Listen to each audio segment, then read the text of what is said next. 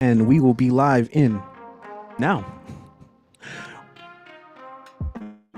What is up, everyone? Welcome back to another Monday night. That's right, it's time for another online open mic presented by BWOMS Barbed Open Mic Series.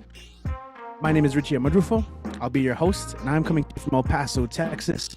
This is presented by BWOMS Barbed Open Mic Series, a BorderSenses event, and it is an open mic for anyone who has something that they'd like to share, any kind of writing, whether it be poetry, prose, lyric adaptations, cover poems, any genre. Maybe even if you want to break down a longer short story into segments, maybe serialize it week after week, part 1, part 2, part 3. These are all options. Also, if you are a singer-songwriter, a lyricist, a rapper, a freestyler, a dancer, come on through. You're all welcome here. If you're tuning in and watching from El Paso, welcome. We encourage you to check out our live shows, Barbed Open Mic. We have 3 this week. I'm a terrible planner, and it's going to be a fun week of work and events. So anyway, as always, this is like any other open mic. We have people that are signed up that are going to do their thing. And as always, it's a platform. So I encourage you guys, everyone who performs, please share your websites, your social media accounts, your YouTube channels, any links where you can purchase books or merchandise, because I know you guys all have it, or things that you would like to share. Everyone has about 5 to 7 minutes to do their thing. And then, of course, after that, we always have an after party where we just kind of hang out online for a bit and, talk about what's on our minds, vent a little bit. I mean, we've had, in the last couple of years, we've had all sorts of varied discussions about food, life, mortality, chisme, all that stuff, plans, traveling, it's great stuff. Anyway, because we're online, we have the beauty of being able to visit and tune in with people from all over the country, sometimes all over the world. So I want to thank you for tuning in. If you are a student, if you're an EPCC student, stick around, participate in a live chat. Let us know that you're here. Just say hi. You guys are our audience. So if you're watching live, that's super cool. Let us know. If you're watching this after the fact, then, just let us know. Leave a comment. Who did you enjoy? Who did you love? Go follow these peeps. It's, even if you can't purchase a book or any merchandise, you can follow them and you can share their stuff, because that's free. And that can go a long way, because, maybe you share something that one of your friends will experience some poetry and they'll change their lives, save their life. There's a lot of beauty in these words. There's a lot of contemplation. There's a lot of darkness unraveled, so we're going to run the gamut of human experience, as always. All right, without further ado, I'm going to go ahead and kick things off. And let's see, we're going to start today in, oh, wait, I'm on the right list. Yes. Okay. We're actually going to kick things off in El Paso, Texas. One of our favorites. She has more work on the way. The work she already has out is great. She's been published everywhere, including the Paris Review, and she just creates killer imagery. Let's go ahead and welcome, to start the show, Robin Schofield. Robin, what is going on? Go ahead and take the stage. Hey, it's all you. Hey, everybody. It's nice to be with you on a Monday night. And the first thing I'm going to read is a poem I got published in an anthology, Night Sweats of the Spirit, which is a phrase from Robert Lowell. As a matter of fact, it was Animal Night Sweats of the Spirit is one of the other words in the quote. But anyway, it's an anthology that came out of England, I think. And my poem is about a German romantic poet named Friedrich Hölderlin. And he had a psychotic break, I guess we would say today, over this woman. So this is called Half Lives, which is also the title of one of Hölderlin's poems. The maid opens the door of the Frankfurt banker's mansion, not recognizing the children's banished tutor his snowed-in eyes and strangled hair.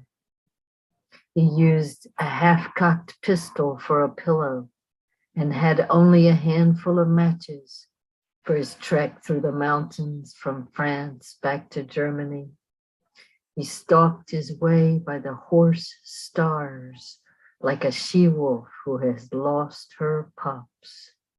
He found himself tearing into a bird's liver with his teeth. He made the verse that silenced him, except for the one name he heard calling, Suzette. But the poor girl at the door, hearing her mistress' name, voiced by what she takes for a devil, cries, "You're too late, you can't have her, for she's dead and buried since midsummer." And her words winter him till his thoughts weaken like drunken men reeling into the snowbanks.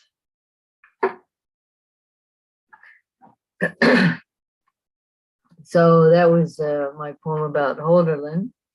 And I also want to read just some little poems about fall. Here's one about early fall. It's called Shape of Flow, Early Autumn. The first yellow leaf eddies to the ground. The grackle lets loose a cliff of sound. Your shell of an ear swirls within. Hawks scream and hummingbirds cheek cheek, sine waves when the wind keens. How will you convey their crossing migrations over magnetic landscapes while stormwater erodes the bluffs where boulders hibernate in arroyos as snails whirl around the sunflower while quail hurry, herding the young? When over the bosque, sandhill cranes curve into the corn, gold in the field, their hollow bones playing more than one song before you disappear. Mockingbirds shiver like pine needles in the mountains of thirst and return. You invite their vowels to bode in your mouth, ready to speak, not with the newborn's first breath, but with the old river's consonants. And then this really happened. We had a BorderSenses workshop one time with Amit and Lex. What is his last name? Willinger? Yeah. And Williford. Williford. Yeah. Gosh. And we were up in Cloudcroft at this wonderful place that was out in the country. So this is called Almost a Guzzle in Cloudcroft. Late October, we eat venison roasted on the deck the night it snows and the pipes are tested on the deck. The trees stand around in the steel wool wind. A mountain jay dresses down some kid on the deck. In an alpine meadow, swallowtails backstroke the purple asters. Canyon ridges I read from the deck. The Sacramentos, a nexus of trails where a shepherd dog named Lucky takes me, shuffled like a card in the deck. My notebook, fueled by waterfalls, fans the evening fire. The curly redhead loves the giants, batter on deck. I root for the Angels, and they win the World Series. Josh falls like a sailor, so drunk and mad on the deck. They're not even your team, he spat out at me before he went out to drink and be sad on the deck. I feel empathy for the young poets who drink to blackout, for I, Robin Schofield, was as bad, half dead on the deck.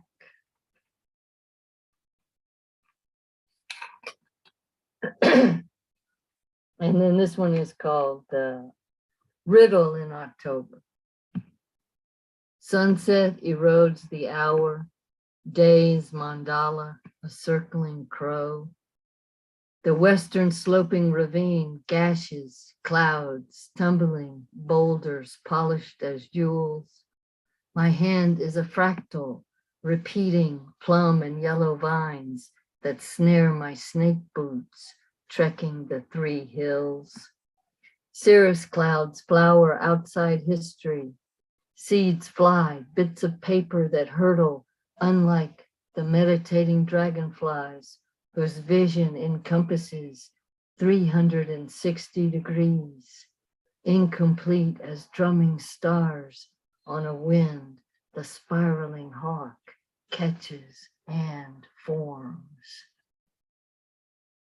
So that's some things from my book Flow, and it won a little award from the librarians. It was a regional award, Southwest Book of the Year, from the Border Regional Library Association.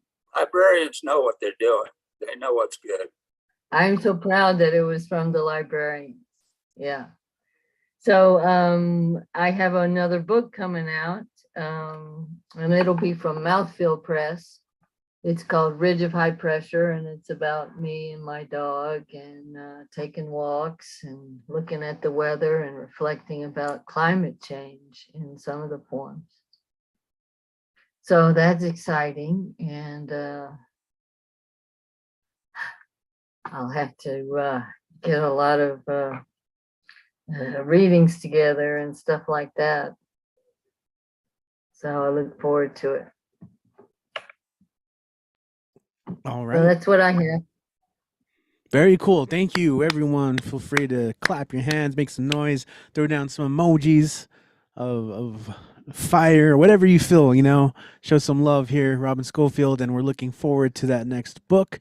If you do need recommendations on spaces, I always got some. I got a good one maybe for a release that could work really well for you guys that's in your hood. So anyway, let's go ahead and keep going. Thank you for kicking off the show.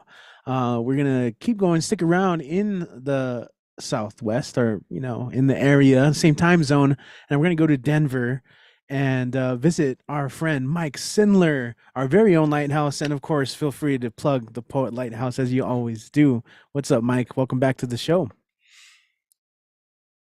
I will plug it. I will plug lighthousewriters.org, a wonderful, awesome organization with all kinds of, I was still muted for some reason. So I will, or maybe I wasn't, I will say lighthousewriters.org, a great organization, and just so many opportunities to take classes and workshops and just all kinds of events and things. I do want, on a personal note, I'm putting in the chat here, on Halloween, I will be part of the Gloucester Poetry Festival over there in Gloucester, England, but I'll be here and you will be wherever you are, and you can just click on that and get a ticket to hang out. There is another featured poet as well, so it will be a fine time for all involved. It has been like pulling teeth writing anything over the last little while that I really feel like reading, but I have gotten a few things done lately, mainly thanks to the wonder of generative workshops, which, there's several people here who teach generative workshops, and I'm thankful for all of them. Ren is holding up the thing for Tumble Words, of course. And this first one is actually from workshop, this past Saturday, and I call it Crone Stew. Combine ingredients into melange, let bake until perfect. Take sweetness of youthful, unblemished innocence, let marinate in praise, place in airtight container in fridge until puberty, transfer to bowl. Add sour taste of adolescent competition and body dysphoria, sprinkle in advertising images of impossible Photoshop goals. Toss in bitterness over missed opportunities lost to less qualified, condescending males making more money doing less work.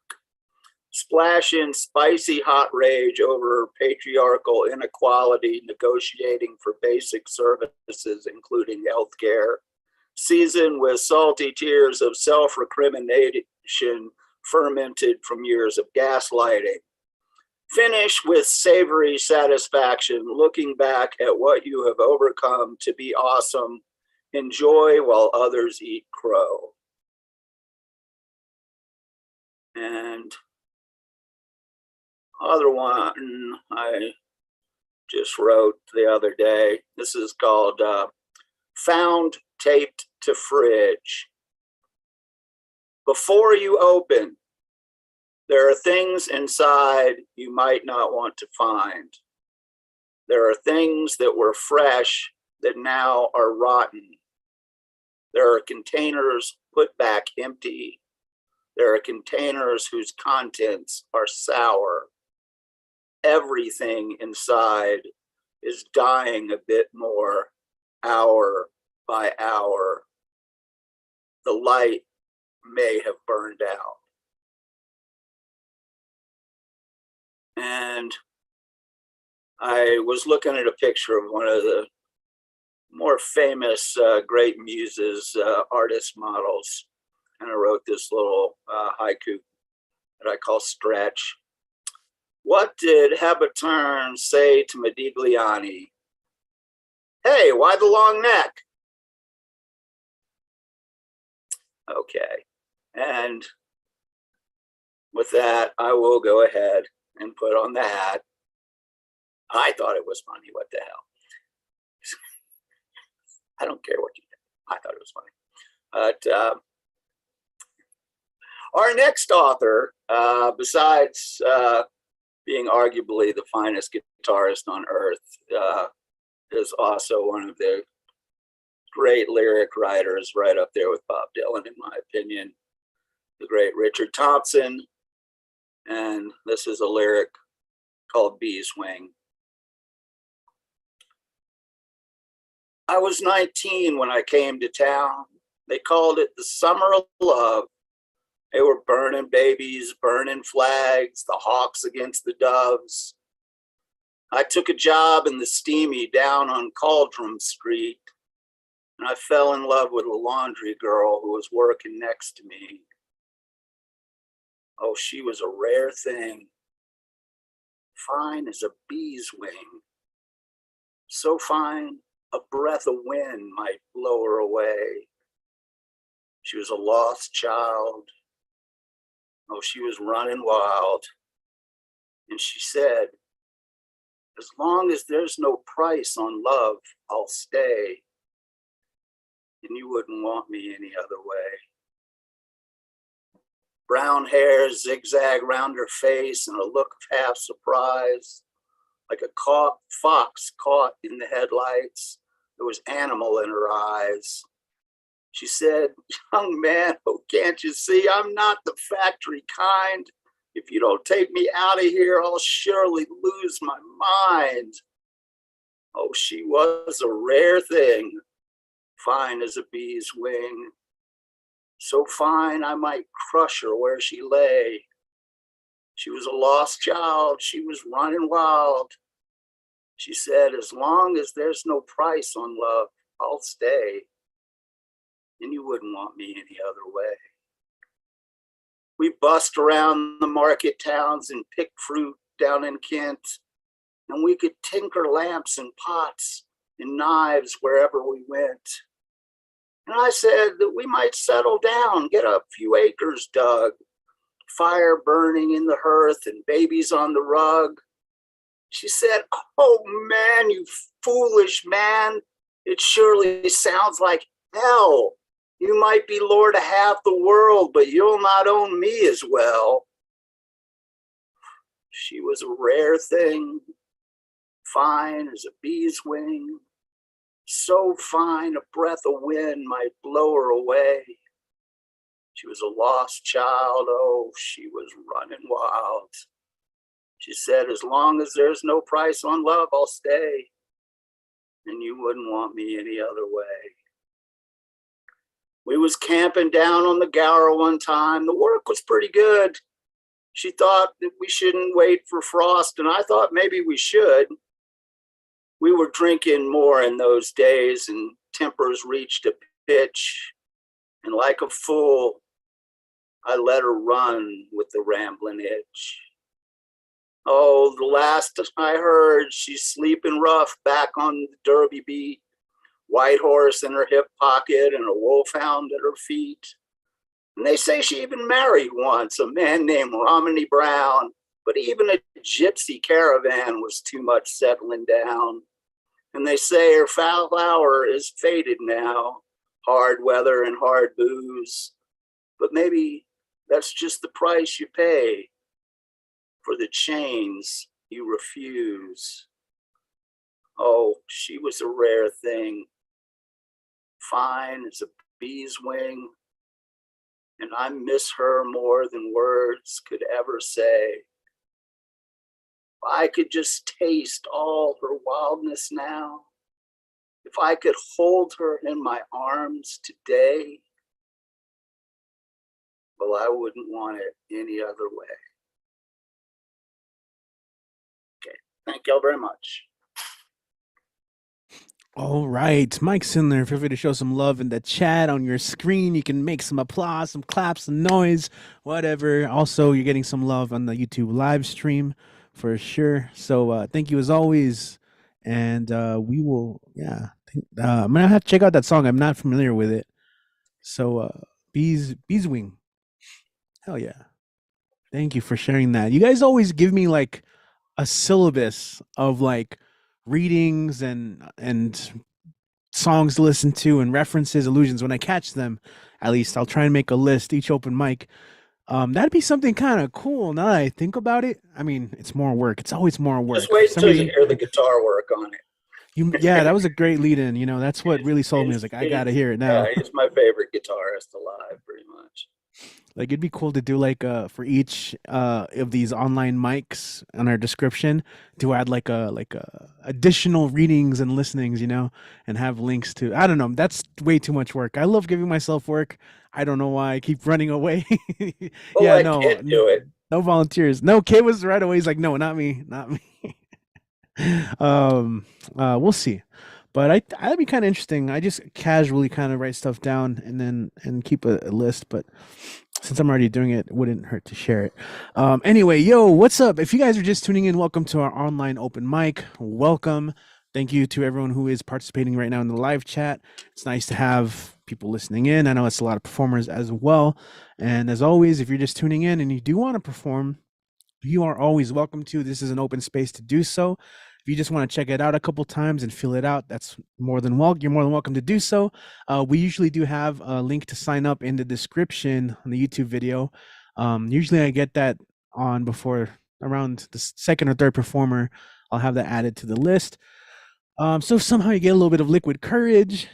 You know, it's Monday night, you're at home, you typically, so if you whatever, you have a little liquid courage or just feel like sharing something, you're more than welcome to.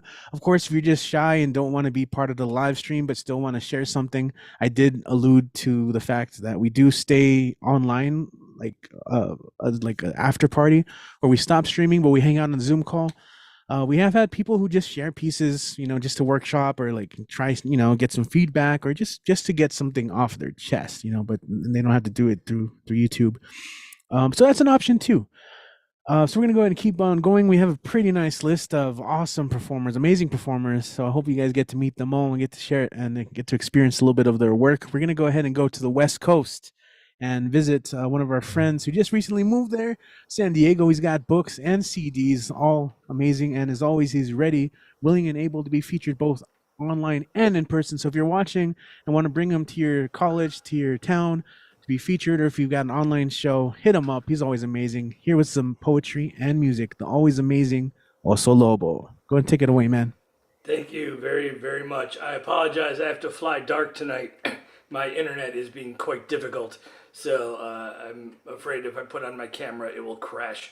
You can keep your liquid courage. I'm going to go with cannabis confidence because that's just kind of how I perform.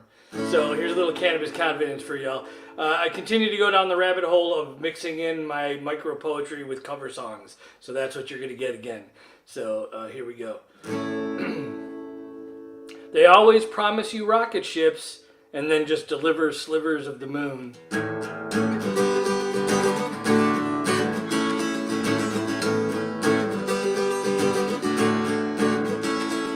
When I woke up this morning and I was by myself, my closet was empty and there was nothing on my shelf. A note said, Daddy, you might be good, but you ain't been too wise. Now you're on your own, and you should not be surprised. You've been mean to your queen, you didn't show her no respect. You've been mean to your queen, what the hell did you expect? Oh no!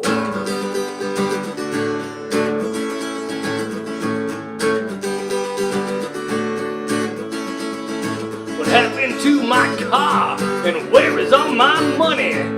My friends say I've been asking for it and they all think it's funny. Well, I can't get no sympathies no matter where I go. Even my mama and papa telling me, we told you so. You've been mean to your queen, you didn't show her no respect. You've been mean to your queen, what the hell did you expect? In this scene together, we're seen together, but does it seem together when the seams rip the tether? Will these screams last forever, or these dreams escape the never as we hide under the weather? Admit the truth never when we're seen together in this scene together.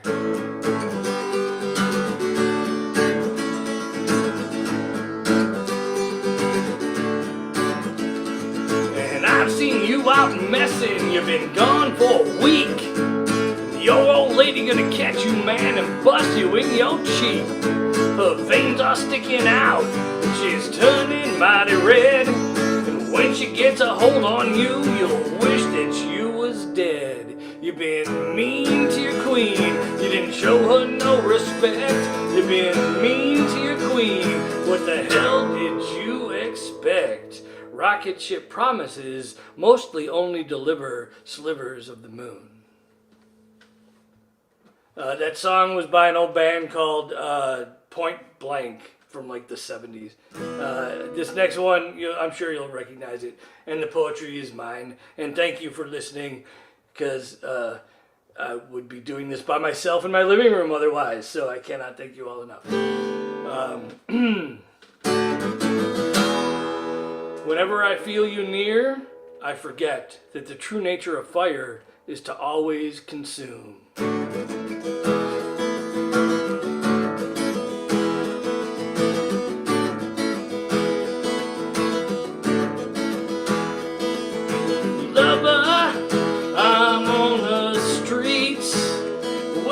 Bright lights and the big cities meet with the red guitar on fire, desire.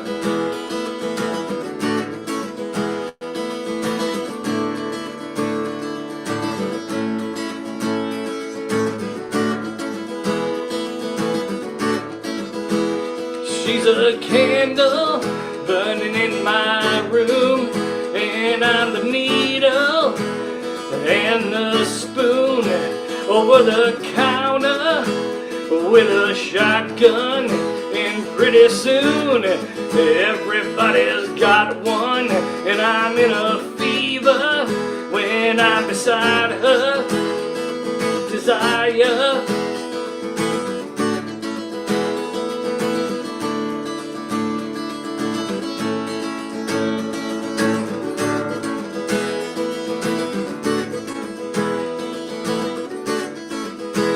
She's my darkness and my protection. she's a promise in this year's election.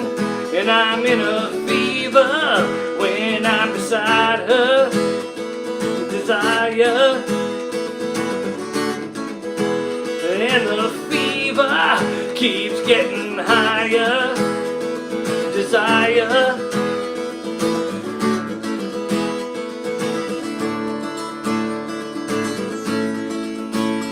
And the fever keeps getting higher. Desire. Your kisses may be poison, but as I lie here dying, I can see music and hear colors. Thank you for listening. You guys are amazing, all of you. And thank you for reading and speaking and holding these spaces and keeping us alive. Thank you. Beautiful words. I love the spirit every single time you speak with such authenticity on these spaces. So we're happy to have you, man. Yeah, and you're welcome anytime. Let me try and get it back to me. How? Okay, cool. That was awesome. Also, Lobo. Also on YouTube channel, I went ahead and shared the link tree. Yeah, that's cannabis confidence. Like, you need to be sponsored by a dispensary. You know what I'm saying? I am all in on that idea. I will go on a dispensary tour of open mics in a heartbeat. I don't think anybody's done that. At least not off the top of my head. So that could be the birth of something new. So something to consider, because if it's not there, we make it. We make it happen. That's what we do. Many of us, we create like that. Amazing stuff as always. Love the songs. I went ahead and shared like I said, the link tree by Black Star Farms, which is Black owned, and you can get extra eighths. They actually give you 4.5 instead of 3.5 for the same price. Black Star. See, I'm telling you, it'll work. I think we're on to this. You're a natural. You already have it down. I'm gonna have to check that out, and I'm gonna have to travel and visit Cali pretty soon. Texas, man. Anyway, let's go ahead and keep it going. That was so awesome, man. And honestly, we just have such a killer lineup of performers. Like, it's gonna be back to back. So we're gonna go ahead and move on to Pittsburgh. And I mean, Vale always just comes so hard with their poems as well, with their pieces. And it's always a treat to have them here and sharing stuff. So let's go ahead and welcome next on the stage, everyone. Let's go ahead and welcome Vale Larkin. Go ahead and take it away. Hi. Hey. How you doing? Pretty good. Pretty well. Thank you. Good. I am going to read today. I have a play, Words of the Prophets, that's opening in Chelsea, Manhattan this April. And I'm going to read a scene from it, which is partially a poetic monologue that was the basis for the play. There's an opening narration and there's the scene. 7% of the total population of the United States are military veterans. The number is 50% higher in the homeless population. More than half of homeless veterans are disabled. Everyone knows about veterans' benefits. We hear politicians lambaste one another over support, lack of support, or general attitude about them. We know VA hospitals are rife with mistreatment and poor conditions. We know that despite all we hear about veterans' benefits, many people, mostly men coming home from war, are left to fend for themselves due to difficulties with social adaptation, relationships broken by time and distance, and loopholes in the system. An honorable discharge results in full lifetime retention of benefits. However, a soldier may be discharged honorably with a general discharge as well, if something has prevented them from, quote, a full performance of their duties. Please note that a general discharge may be applied to any soldier whose behavior steps over but not too far over the line. For example, nonviolent discipline issues while off deployment, drug use, alcohol addiction, going briefly absent without leave while off deployment, and other common symptoms of PTSD. Generally discharged soldiers face barriers to accessing veterans' medical benefits, which keeps many of them out of the VA hospital system, including those whose disabilities were incurred in service of their country. They do not receive the GI Bill benefits, though this bill's college assistance program remains a top selling point in military recruiting. Soldiers sign all civil rights over to the military upon their enlistment. We have a responsibility to return those rights in full to all who have been discharged with honor. Instead, we punish those who step out of line. We also punish those whom we have pushed. Once there was a young soldier who screamed and screamed every single night until someone heard and woke him and showed him the date again. This story was first told all in a rush in that time between midnight and dawn when everything else is still and the shrouded silence of the world takes us back to a time before walls, before safety. The soldier cried, and so did someone who sat with him. The nightmares did not vanish completely, not for a long time. But the screaming slowed, and then softened, and then one night fell into slumber.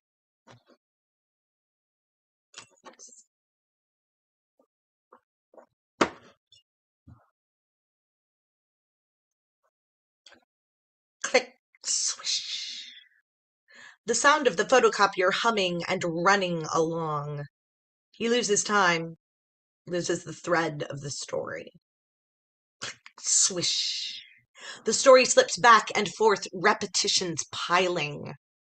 Their weight presses on him, pushing him to the past. Dull, dusty thud of boots on baked dirt roads. The rocks rise on all sides, plenty of curves and crevices. His head creaks round again, and the weight of all those drumming footsteps presses him into the ground. Time slows, and he sees her. She is standing directly ahead, bare feet flat on the rutted road. She looks at him, her eyes wide. He sees the gun in her hands.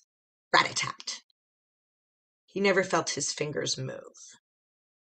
Click, swish. The final page gently rocks onto the stack.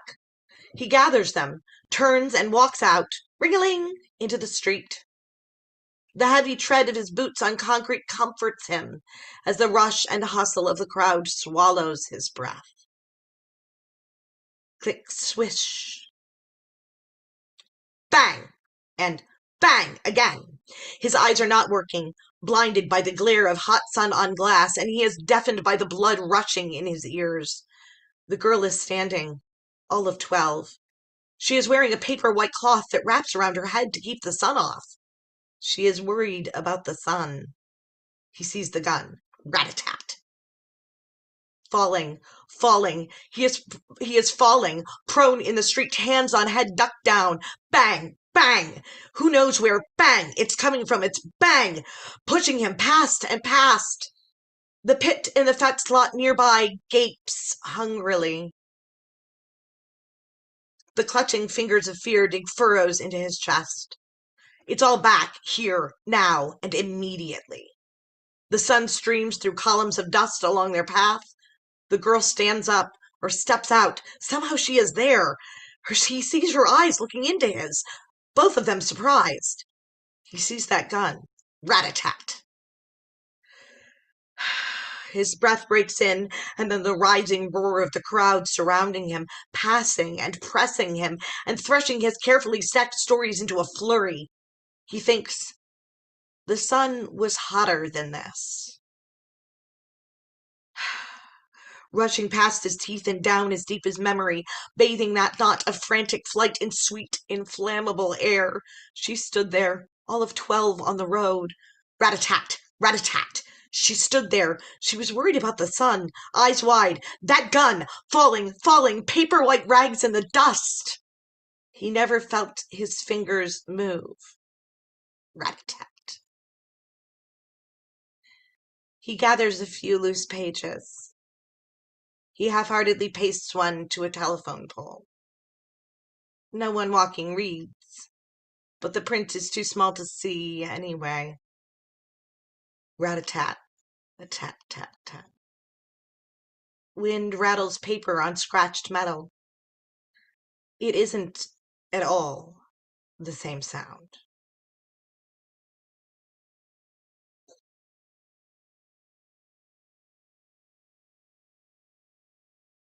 Wow. We were all clapping enthusiastically for that. So you're not even going to perform that. You're going to have to show that to everyone auditioning. The reading. They're like actual actors who are getting paid for this. I'm sure they'll be fine. Yeah. No, but that's such a great, I mean, it's your work, you know, so you also have your, a certain soul to it that, because you created it. I'm very fortunate the production company is bringing me on as a producer, and I'm assisting with a lot of the production. They offered to let me direct, but I would rather a real live director do that. So I said thank you, but that's okay. We'll let the professionals do that. Yeah. Great stuff, Al. Nice to see you again, man. You keep them busy. Good Yeah. stuff. Yeah, thank you, Proud of Val. you, man. And as always, feel free to share any links. Congrats, and also like that's important, you know, stories to be told and shared. So yes, anything that comes up, we'll make sure to let people know about that, and I'll make sure to share those. Vale Larkin, everyone, thank you so much. Let's go ahead and yeah, all right. By the way, I don't know if you guys noticed, but I said this pre-show. I don't know if I said it during the show, but I have a cap with a green screen underneath it.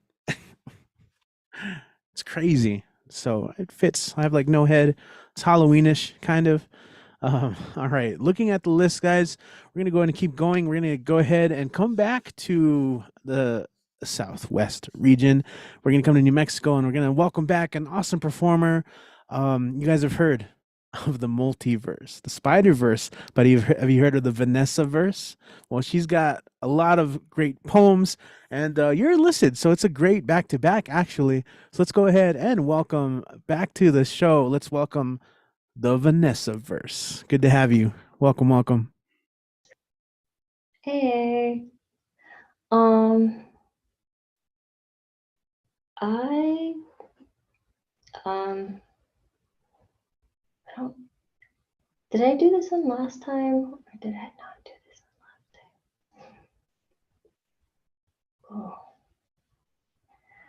time? Oh. Hi everyone.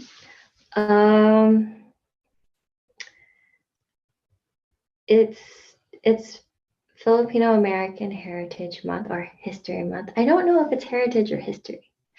I guess both work. I guess sort of. I've seen both. So yeah, I have this poem about like Filipino food. Kind of wish I had some right now.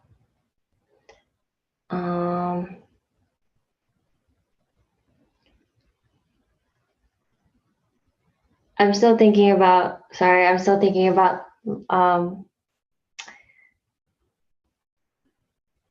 how do you say your name? Vale?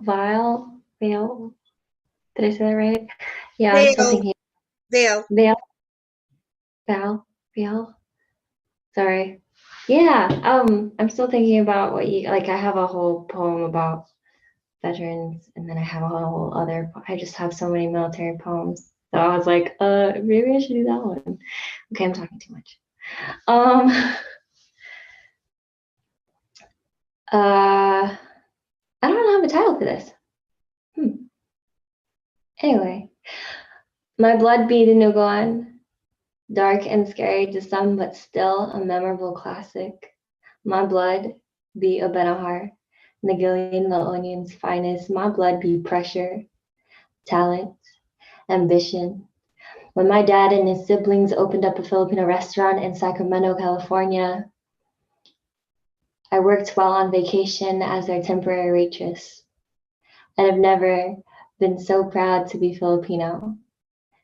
Knowing that the person whose table I walk towards is moments away from tasting the exact same food that raised me. Seasoned my bones in bravery, measured perfectly by limbs and senses. Traditional metrics never had use in our kitchen. It's the aromatics of my upbringing, so how could I not know when it's right? when there's enough garlic and onion, when there's enough salt and pepper. We practice our preferences until our children are born with patterned palates. These people have no idea they're consuming clones of my soul. My dad taught me everything I know about food. He would take all day preparing my favorite Filipino dish. It's this Filipino oxtail curry called kare-kare. When this dish is ordered, I smile, excited for the mastery in the kitchen, attention my dad puts into his kare-kare to make the oxtail tender, fall off the bones to slow dance with strips of tripe, as if it graduated from being butcher scraps posing for pictures on top of rice beds. This dish is wisdom and confidence coated in peanut curry sauce. Food was the main way of showing my brothers and I that we are loved. Taught me how important patience is. Simmer in low heat, make it loud, make it genuine, always make it family size, be generous. Pack their to-go plates, fill their stomachs up for 7 days. We're Filipino, not stingy. My dad reminds me that Filipino food is powerful. Reminds me I'm special, reminds me I'm Ilocano, and I like my adobo more sour than sweet. Extra lemon and tamarind in my sinigang, not too much vegetables, more sabaw. I don't like pork belly unless it's by itself. I like ribs in my sinigang. I need bok choy and onions. My pancit has hella personality, and my nalaga has all the independence, and he reminds me. And I listen. Because if there's ever a time when I would have to teach my children about love, I would hope they think of my cooking. The love my dad passed on to me, I hope they know what love feels like. When they take their bites at the dinner table, the connection to tradition influenced by invasive countries, the historical remix of cultural dishes that prove how we are resilient, strong, and adaptable. I would hope that my children will always know the contents of this hereditary flavor, because this is what Filipino love tastes like. Wow, I really don't have a title for that one. Yeah. Okay. That's all I got. Oh, that was amazing. I love it. I love it. Everyone show some love in the chat, heart emojis, all that stuff. I mean, you know, I love food poems, but that was just out of this world. That was just all the imagery, everything, all the love that showed through it. You know, the love of home, of family, of food, of everything. That was beautiful. Thank you. I would go as far as say it was delicious. There you go. Yeah. Really quick, you want to plug your stuff? I know you have your website. You got a lot of stuff going on. Like you're doing podcasts now, and like you got lots of media. I know it's the vanessaverse.com. Is there anything else you'd like to promote?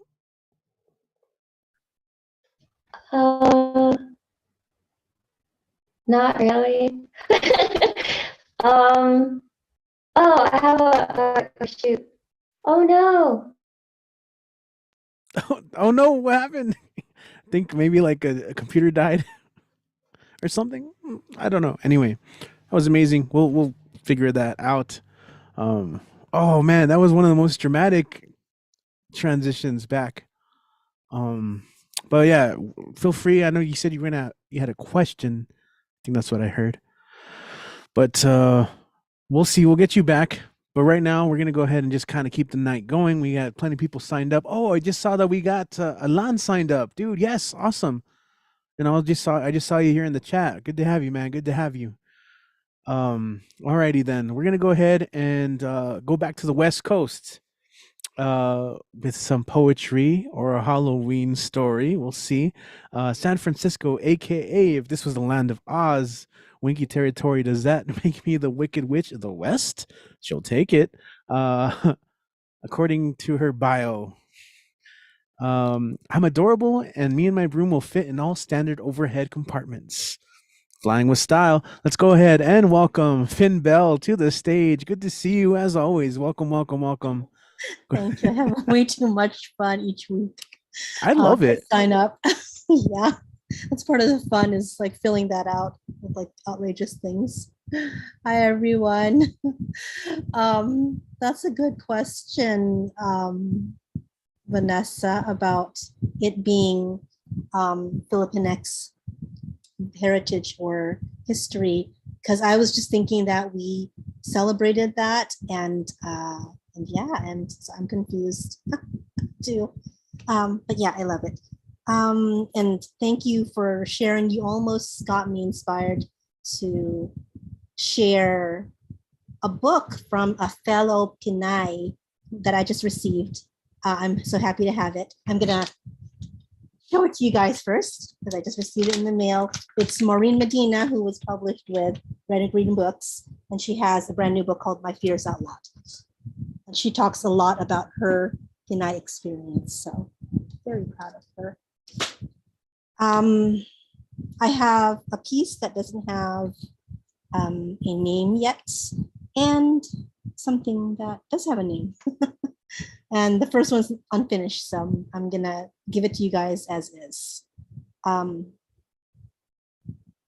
recent dreams recur. In them, I am half body buried in the newly turned soil.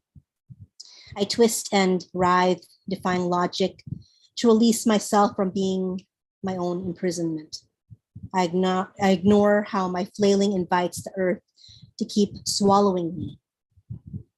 I am revolted now by the idea of the soil in my waking hours. The honest dirt is no longer natural to me. It's filth, propagation of infection, multiplication of my ways to seek my own demise. I tuck my shrinking world around my form.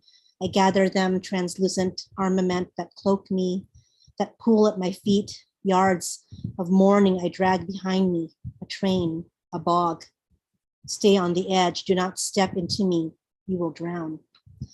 The bridge is a gift we will craft together, a deception because we deny that the moat is fathomless, greedy, sucking our lives as we give away days and years. We are careless and we lose count. That's as far as I got. It was kind of like, reminds me of David Sirwa with his dream sequences. So yeah, that's a little bit where that came from. Jumbled up, it doesn't make sense. So we're kind of in the midst of, well, not me personally, but I know people who are celebrating Diwali, the Festival of Lights. So this was something I wrote for the New Year prior to this, and I call it The Lights in the Streets. And it's actually, I guess you could say, inspired by a recent piece of art that I did. I wish I could show it to you guys. I didn't prep it, so I can't screen share. The lights in the streets. The lights gather and spread throughout our narrow streets tonight. What sound do you think they make? Do they hiss their relief before the prayer of chemical reaction, before the intention of motion, of match to unwitting wick? I cannot help this sensation as it overtakes, of the light leaving my hand, of the flame licking my limbs and then my hair, a winnowing of my skull and my mind, a flame, building into its own rambling wildfire. My body willingly becomes kindling, my body waiting to be consumed whole. Somewhere tucked into my recollection, another life attempts to tell me in a dancing tongue, white hot dervishes, yes. Yes, this is how divine knowledge enters the soul. This is the agony and then the ecstasy. I am incandescent in the middle of the desert, the one sacred burning bush, and you deny me your ear. Claim that I am not scripture, that I am a lone blasphemous voice howling. Do you not know I am the only one who can lead you from chaos to silence? Is the match unwilling at first? Is it demure to its purpose? Does it deny its destiny to become the aggressor, to coax the combustible complicit, to pretend at being intimate co-conspirators? Strike, and all the wasteland is a hearth. Strike, and all the world is a wasteland. That's all. Thank you. Yeah, as I always like to say with Lee, that was everything. So do you have anything coming up you'd like to promote, or let's pretend somehow someone watching right now hasn't been familiar with you? How can they keep up with all your cool events and stuff and going ons? They could find me on Instagram. It's Fin_Bell. I also have other Instagram, I guess. I don't know. Should I be revealing that? I shouldn't. Okay. Anyway, Oh yeah. that's for my own private consumption, whatever. Right Some on, people right have on. figured me out. And tomorrow, I'm not hosting, but Terry Rose Jertson was so kind to host karaoke tomorrow, and the theme is Bewitched. So please stop on by for online karaoke with Terry hosting. On Thursday, I have my big extravaganza once yearly Halloween showcase. And my features are Chris Mooney Singh from Singapore, Elemental, Jeff Cottrell, and Jennifer Lee Swang. They're all really great, so please stop by to listen to them, share stories, poetry, maybe music. Yeah. And I'll post all of that in the chat. Excellent, perfect. Thank you so much for sharing all that. Finn Bell, everyone. And as soon as you share that, I'll move that over as well. Lots of great things, going on. October is so much fun. I know that I was asking my students this morning, they love to talk about all that kind of stuff. So get them really talking. Okay, so we're gonna go ahead and go to Michigan. And has he been here before? I know that we were able to do. Speaking of Finn Bell and Fincabulary, we did a Twitter Spaces event centered around music and poetry. So we got Mark Fishbein, poet with a guitar, up next. Is gonna share a little bit of something. Mark, what's going on? Welcome to the space. Go ahead and take it away. It's all you. If we have you here, let's see. You're muted, man. You're muted. Muted. I'm sorry, could you put the share on in the securities tab? The share option for share screen? Yeah, it's on. It's on now. Oh, thank you. Okay. So I thought I'd introduce myself with this poem. It comes with a little to you, the reader or listener. It comes with a little quote from Krishnamurti. If one cannot know oneself, what one actually is, if one cannot know oneself, what one actually is, except in relationship. We have just met. We are in a black room with this poem. All doors are closed. There are no windows or cracks. It is in a way like a coffin. We are comfortable. Our bodies are dressed with soft cloth, and we are neither hungry or thirsty, tired or bored. You do not know if I am from north or south. You do not even know the century I am living in, or if this is written in a native tongue or translated to yours. You do not know if I am male or female, young or old, my race or what gods my people invent. The lamplight is shadowless on this page like a star among a billion galaxies that by chance or fate is our sun. So on this plentiful earth, where time matters, we can begin to communicate in this dead space, this dead silent space. I will offer my poems and only beg of you to tell me who I am.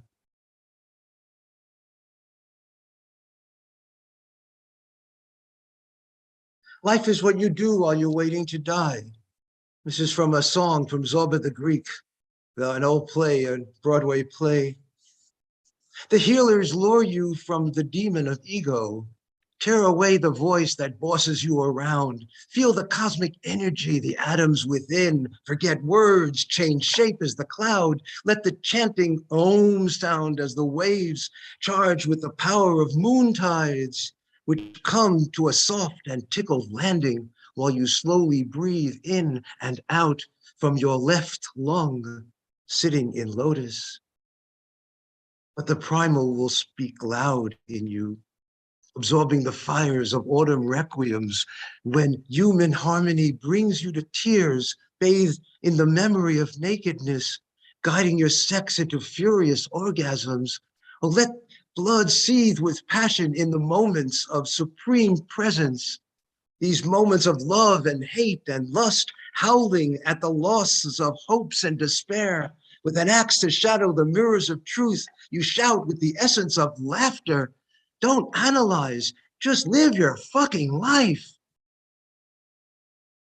No, it is said those awaiting imminent death will pass their last hours in ecstasy.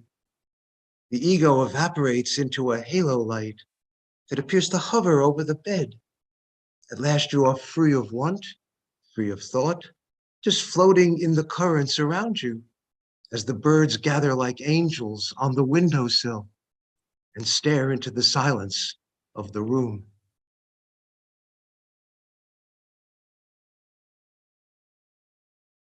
Conspirators. This was based on a poem, an elegy that you can see in the Oxford Book of English Poetry written by Chadwick Tichborne. 24 years old, he was condemned to die. I don't know, he was Catholic and the Protestants killed him, or he was Christian in the opposite way. I don't think that really matters. And in the hours before he died, he wrote this poem. And this is the last stanza. It's 3 stanzas. I sought my death and found it in my womb. I looked for life and saw it was a shade. I trod the earth and knew it was my tomb. And now I die, and now I was but made. My glass is full, and now my glass is run. And now I live, and now my life is done. In the end, you need just one poem in the hours before the chopping block to curse the overlords who condemned you for crimes against their treasons, your life so cheap in their bankrolls of schemes. Just one masterpiece with fountains of passion, the magnificence of presence to be alive, and how you attended to every hour, soaking in light like a hungry flower. Now in a dungeon with foul-smelling walls, as your Socratic soul growls at it all, scorns humanity for complacency, to misery for stupidity, and for all the liturgy of evils, shame, greed of power, and power of greed. This last night in a medieval tower, you consider the infinity of the dreamless, where God soundly snores. In vain you wait for a miracle, a Tosca to arrive, when you will sing your way to resurrection, where the goodness of humanity dwells. Libere, libere, va per me, vada per mar, setting sail to a new world order. Should you sleep, you will sleep no more. And so sit by candle and write your elegy, like the poorly lamented Mr. Tichborne to his young bride, as the sun rose in his final hour to the ages, for all to know what was lost, for all to know what can be reborn. And I guess that's enough time for tonight. I got other stuff, but thank you very much. No, right on. Thank you. And really quick before you take off, please feel free to share your socials and anything you have going on you'd like to promote. Oh, well, yeah, a lot of people here know me. I'm with Finn at the Poetry Global Network. I'm the chancellor of the Poetry Academy, probably because I'm the oldest one there by double. but we do workshops. Every Monday I do a workshop for the last 10 years or so. That's why I've not been showing up here. But I do Planet Poetry 28 once a month. Some of you guys have read there. It's an event where everybody shares the screen. So it gets a kind of a different engagement with the poem and all that. Everybody reads along. And we do workshops. We have one coming up on Edgar Allan Poe on Sunday. Mr. Christopher is going to do it. And there's a lot of good stuff. So I'll leave all that little information. Basically, the easiest way is just reach me, Mark, at poetwithguitar.com. I play guitar very often, but not tonight. And thank you very much for inviting me. And thank you all for listening. All right. Thank you so much, Mark. I should have introduced you as poet with guitar, sans guitar, at least for today. There you go. All right. Thank you so much. Go check that out. Any links, feel free to drop in the chat and I'll move along. All right. So we just had Jeff Taylor as well, host of Garage Poets, jump on in. Welcome, Jeff. We got you on the list. I'll repost it right now so you guys can know the order. We had Alan join, and also we just had Lacan sign up. Yo, okay, so we got some people signing up right now. So we're live. We're on YouTube. If you guys are watching on YouTube, hello, welcome to the online open mic. If you are an EPCC student, leave a message in the chat and let us know if you're here for that QR code, and I'll give you the directions on how you guys can follow up on that. But let's go ahead and keep going. We're going to come back to El Paso, Texas. That is our home base. Again, this is presented by the Barbed Wire Open Mic Series. If somehow you haven't already had a chance to, follow us online, Facebook, Instagram, Twitter, and especially YouTube. I keep trying to grow the YouTube channel, and just let people know we're live. Share this link with people, and we have a whole archive of all our past shows that we've been doing since we started in 2020. Yeah, and you follow us. But we're gonna go ahead and come to El Paso, where Kit often is a host here, holds it down, and he helps out so much with BWOMS, and as many have attested to with Tumblewords now, of course, he's been doing excellent job. I like to call him the BWOMS bouncer, yeah, because he helps protect the poets, and that's a very important thing to have. So let's go ahead and make some room. Kit, go ahead and take it away, man. Thank you, Richie. Man, keep introducing me as the bouncer. People get the wrong idea. I'm a big old teddy bear, man. I'm not. Goodness. Okay. Two of mine and then the cover. Was flipping through an old notebook and seeing if there's anything salvageable before I burned this thing to the ground. So I think I have something here. We'll see if you agree. There was a perception, counterintuitive, that for once our southern neighbors were getting the good stuff. Without an Iowa to prop up, the Mexican tendrils at the Coca-Cola company were free to forego corn syrup and use real sugar. These Cokes and Sprites came in glass bottles, which furthered the metaphor of authenticity. They were prized and kept like a secret. This was a unique perk of living on the border, and then of Texas at large. But then the Coca-Cola company realized they had a niche market. They could sell glass-bottled Cokes with real cane sugar to the young creative classes who strive for a realness that has been lacking all their lives. Naturally, this reallocation of resources means that our Mexican brothers and sisters had to get used to corn syrup, and Mexican Cokes, the geographic reality, were gradually supplanted by Mexican Cokes, the niche product. The authenticity fetish for the sweet-toothed backpackers of Hell's Kitchen. We at the Institute don't know what to do with this case study. Does truth wear down with use like a scouring stick or tire tread? Does the search for truth as a market force lead only to a fiercer competition between plausible lies?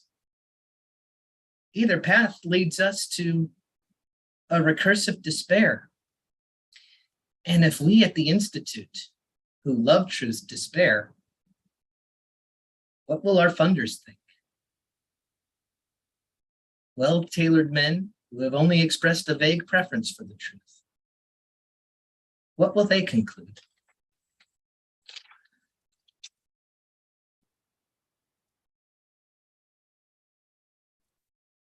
And another one, I haven't taken this one on the road very often, but mumble transition. That's a little trick for Vanessa. Next time you get stuck in your own little thing, just say mumble transition and get to where you want to go. Just trick for all the youngsters out there. The Greeks knew how to keep their gods in check. They knew the very small differences between worship and attention, between gossip and prayer. They took comfort in a god that philandered and schemed, and was a bit of a screw up, was screwing up constantly. In fact, it made their own plans seem clever. It made their own misfortunes unavoidable and meaningless. This is the mistake of monotheism.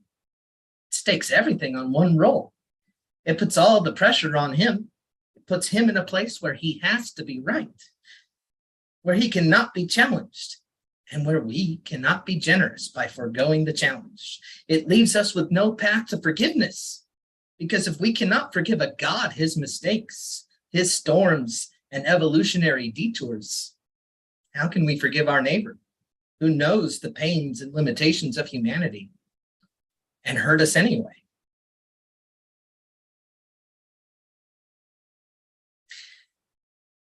And see, now the cover poem, it's a little bit longer. I picked this one just because I like the title, and I got lucky because it's good too. But this is by Martín Espada, who won the NBA for poetry last year, I believe. This is the Assassination of the Landlord's Purple Vintage 1976 Monte Carlo. The landlord says we have to go. On the night the thermostat read 17 below zero and there was no heat on the first floor, the Massachusetts State Sanitary Code appeared in the landlord's inbox like a spirit tapping bony knuckles on his window. And a letter appeared in the landlord's inbox like a spirit scratching the words "no rent" on the frost in his window. And the landlord's mouth foamed as if he'd swallowed detergent, and the foam froze on his beard. And the landlord's plumber laid 24 feet of baseboard on the first floor, and now we have to go. The landlord keeps his purple vintage 1976 Monte Carlo parked at the edge of the driveway, purple inside and out, paint job and upholstery purple, the color of emperors.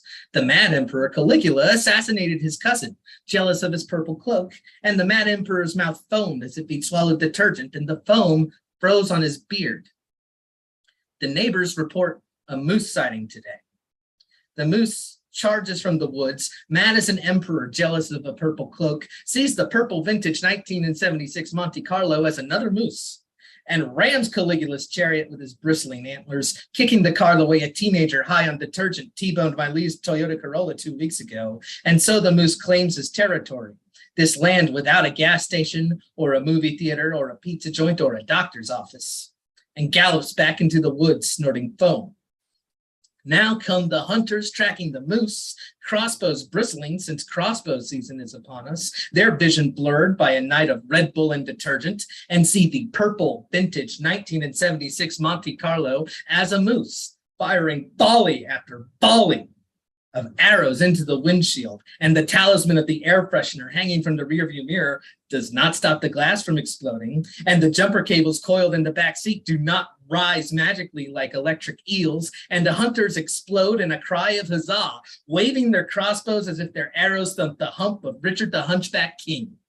The purple vintage 1976 Monte Carlo is a dead moose, tow truck dragging away the carcass to a round of applause in my brain. The landlord will snort and foam, demanding to know why there is nothing left but his mutilated vanity plate stamped with the year 1976. And I will speak to him in Brooklynese, palms turned upward, the universal gesture of the uncooperative witness. He will keep my security deposit, his territory without a gas station or a movie theater or a pizza joint or a doctor's office. I say, huzzah. Wonderful. Thank you, Kit. Awesome, man. As always, rocking the college shirt, the themed shirt. And as always, how can people follow you online? Right. Sing along if you know the words. Instagram at Kit Ran Away. Twitter at Kit Talk Sports. Kofi.com/Kit Ren. Today we talked about Doug Flutie. Nasty little gremlin. Find me on Facebook, easy enough. Most of you already have me. I can send me an email, or you can send me money by typing my email into PayPal. And this Saturday, the Tumbleworks Project will be hosted by local poet and playwright Raquel Mejia. It is her annual workshop on or about Day of the Dead. I believe this year she's subtitling it Even the dead get a day. It's true. Come to Double Words and see how true. All right. That's all from me. All right, thank you, Kit. Let's go ahead and switch places here. I know we always butt heads at this part and cancel each other's spotlights. Okay, cool. Yes, Kit, awesome. As always, and if you haven't had a chance to, definitely take the time to check out Tumble Words, especially if maybe you're stuck in some writing. Generative workshops will definitely get you on the right path there. All right, so Martin Espada, I love him. I was just remembering one of my favorites from his. It's a really short piece. It's called Latin Night at the Pawn Shop. Just one of my favorite images. I'm gonna read it really quick. The apparition of a salsa band gleaming in the Liberty Loan pawn shop window. Golden trumpet, silver trombone, congas, maracas, tambourine, all with price tags dangling like the city morgue ticket on a dead man's toe. Just love that image as a pawn shop, like a morgue. Okay, but salsa band live too, you know, in a way. Alrighty then. So we're gonna keep going. We're gonna head over to Washington, DC. Mike kind of did his best impression a little bit earlier, with adding a little bit of joke before his cover poem. But we have Ed Poetastic in the house. Ed, what's going on, man? How you doing tonight? Oh, I'm doing great tonight on this wonderful open mic. Woo! Yeah, awesome, man. Go ahead and do your thing. Thank you, thank you, thank you. My thing with a little bit of room of rhyming swing. All right, my name is Ed Potastic. I hope you're feeling fantastic. Please get in time to join my rhyme for Office Sublime. I got 3 pieces, so you know they're gonna rhyme. My first piece is called Rusty Iron.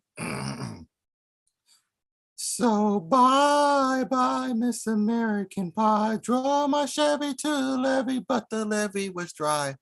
Them good old boys were drinking whiskey and rye, singing, "This would be the day that I die. This would be the day that I die." Oh boy, what a wild ride, full of topsy-turvy roads. At least it's green on the other side. My heart was warm, but never cold. Racing against the passing tides, being so rebellious and uncontrolled. I didn't need or want annoying guides, too rock-headed, not too bold. I felt an inner hour divide, crazy earthquakes under the fold. No matter how much I tried, days, weeks, and months scold. I couldn't escape my ironclad pride. Quickly my body had overload. My heart and mind was very dried. Strength I couldn't constantly uphold. I bellowed and screamed, then cried. Ignorance just madly trode. Too bad wisdom wasn't beside. Between the coals is pure gold. Roaring anger and growling sadness collide. Eyes wide open and fully exposed. Now clarity shining and not confined. My calming happiness quickly rose. Life is smooth glide and bumpy slide. So bye bye my annoying pride. The bottle was too bone dry. No more whispering sighs or wise. This will be the day that I rise. This will be the day that I rise. All right, thank you, thank you, thank you. This is called Candy Ghost. My Candy Ghost. You're my cotton candy phantom. Our days were sweeter than honey and sugar plums. You're the shooting star in my midnight sky. Every time we talk, play, or dance, time seems to fly. Your warmth was warmer than a burning furnace. I still remember your pleasant laugh and delightful kiss. Your heart was more elegant than any fluorescent meadow. You're my divine light, and I was your ebony shadow. We walked through the city, painted pink, red, and polka dot. The minutes, seconds, and hours seems to rot. We were ants gazing at the infinite planets and stars. We marvel at the vastness of cosmic beauty while hearing honks from cars. It was you and me on top of the vast blue world. I was too love-struck to see a woman inside a little girl. You were a shell of your bubbly self. Now you treat me like expired milk or a book on a dusty shelf. You started talking less and ghosting more. You were more emotional than the solid front door. You were my midsummer night's dream, but now you're a ghostly nostalgic fantasy. When I say these words, you get so heated and antsy. I guess I'm just a a suspect. My whole life is turning into an apocalyptic wreck. I was your sunny lover. Now I'm just your lunar acquaintance. I was in love with a mirage in a self-masquerading trance. I'm just an inky, nameless ghost holding on to fragments of the past. I watched as our memories, trinkets, and love turned to black and ash. Can I play a satin piano or a violin for me? Can someone help my sealed tears be set free? My luminous daydream was at an end. Now I stand in limbo between a masked lover and a concealed friend.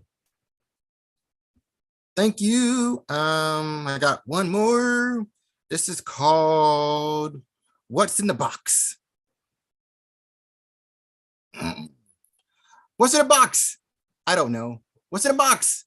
I have no clue. What's in the box? Something long ago? What's in the box? I don't know. You?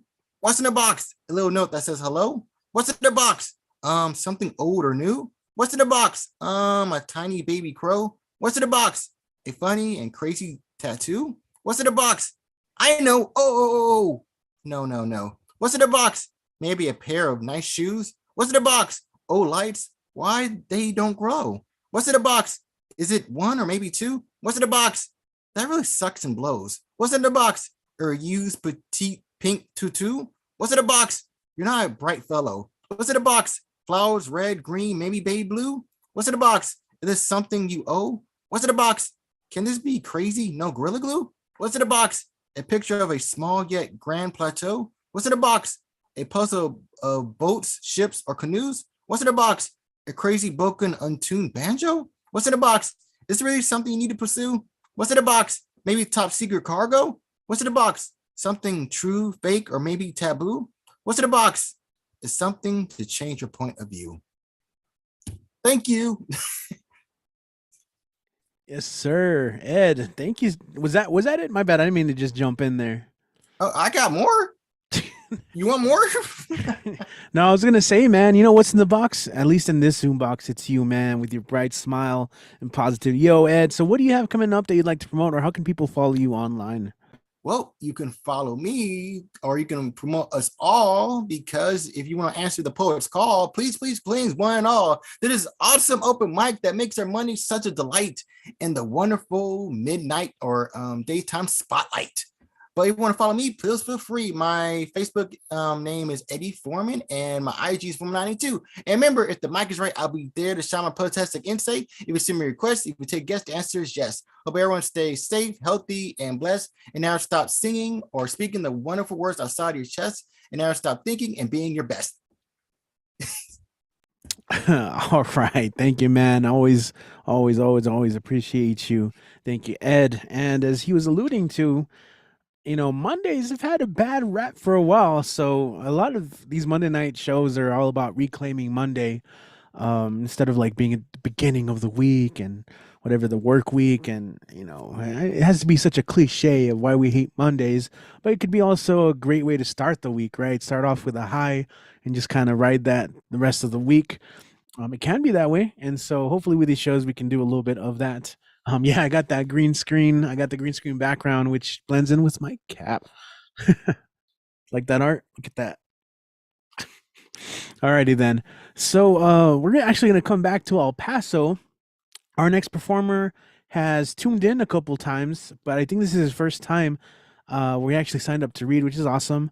He's he's read. We've teamed up before there was a live event called Writing on a Whim, hosted by the wonderful Pie Sisters. They're amazing. If you're in El Paso, check them out. Pie Music. They're actually all Filipino sisters living here in El Paso, and they're just amazing together singing. And they play music. They're working on instrumentals right now. But yeah, Writing on a Whim was just like a writing exercise. We had like 30 minutes. We were given like a word that we had to like turn into a chorus or a verse or a chorus. And so yeah, Alana and I teamed up one time, and it was fun, man. I had fun. It was cool. What was our theme again? Falling. Anyway, so here for the first time, everyone, please welcome Alan Martinez. Good to have you here, man. Go and take it away. Awesome. Thank you, Richie. Can you guys hear me? Yeah. Yeah. Okay, cool. So I'm going to be presenting like maybe 3 poems for tonight, and I'm just going to go ahead and just jump right in. The first one is going to be called Deeper Words and Deeper Pictures. And it goes like this. The grass grows over different aspects of yesterday's showers. With only a few minutes gone, I can already feel the power. Seeping into every pore, every grass blade standing up more, there exists no deeper meaning for a picture that does not present itself. There are no languid images or decaying roses. There are only fresh thorns and overturned hedges. How deep the implication and deeper more the trivialness of it all, holding a stem above a wilting rose, there lies no more, but within it lies even more so. There were sunny days, though the heat dissipated before it could be enjoyed. No more outside summer shine and no more indoor summer cold. Only a blanket draped across an already hooded figure who dives so deep they don't want to see but reflections of the light guiding their descent further. Of course they can swim. Better can they resurface. Can they find the hidden pearl and repurpose before their lungs give their last gift? Can they stay afloat atop of a mountain found at the bottom of Mariana's Trench? Can they hope to hold a flounderfish and expect it not to expand? Therein it lies true wonderment of the blue. There underneath the surfaces and the shades and the hues is something that has been askew, hoping to remove. Bubbling, breaking the tides and hoping to find another aspect of you, seeing why they push and they bind and why they could only ever hope for you. Something that gleams and glides and finds the right vibe. Perhaps there can be a new. Leave old conventions behind like ships that have sunk and barnacled over. Perhaps there will be another floater or a swimmer, someone a bit thinner, though perfect in that image. Your lungs will expand the longer you hold. Crustaceans of old, there's a reason there's a shell. Why the sandy beaches to which they're propelled, they feel better when surrounded by many. And to the light that casts a gleaming eye, there's a reason there's depth in the ocean. Perhaps someone who can swim better, who isn't tethered to a sky in a constant rotation and revelation of some other form of goodbye, who can descend from that position and boil the water dry. But where would that leave the crab? Sunny beaches aren't always the best, but when it's hot out, at least you can take a swim. I'll guide your slow descent, and when you're ready, you can come out again. I've given up a lot, but I haven't given up Lent. What's borrowed should be kept, and I'll find something that suits a best friend, just a familiar goodbye until the tides make their ascent. Now you see why the moon is my only friend. And then that one's the end of that one right there. This next one is called Failing as a Freelance. This next one is called Failing as a Freelance. An alien poet searching for a means to an end. An alien poet using the same lines over and over again. Lies bleeding beauty from cemented-toed shoes. Eye seeking nudity just obscured from view. Therein it lies was what I meant to say. She turned towards him, naked and afraid. What is it that you're trying to say? Perhaps that I'm ashamed. I should have known better. Yes, you should have, but you probably wouldn't have written as much. Looking forward to moments that live and breathe upon stage, living moments for lackluster losers all caught up and saved. Fuck it, we ball. Looking for moments that are required of all, look forward and keep on pressing. There exist moments for thee, and look along, loner, and find a loser lover lacking on leads. Goodness gracious, the way that I speak. There are only few more words that leave me floating, and lost upon trees. See, I haven't started to speak. Look on, loser, and find something between your feet. Lead on, lover, and find another leaf. Little ladybug, little lover ladybug, little lonely lover ladybug, little lordly lonely lover ladybug. Keep it moving, please. Catch up, G. Breaking the glass was something set aside for giants and people of utmost need. Breaking glass was set aside for the greatest giants and the humblest of these, and for people who drop their phone. And that was the end of that one.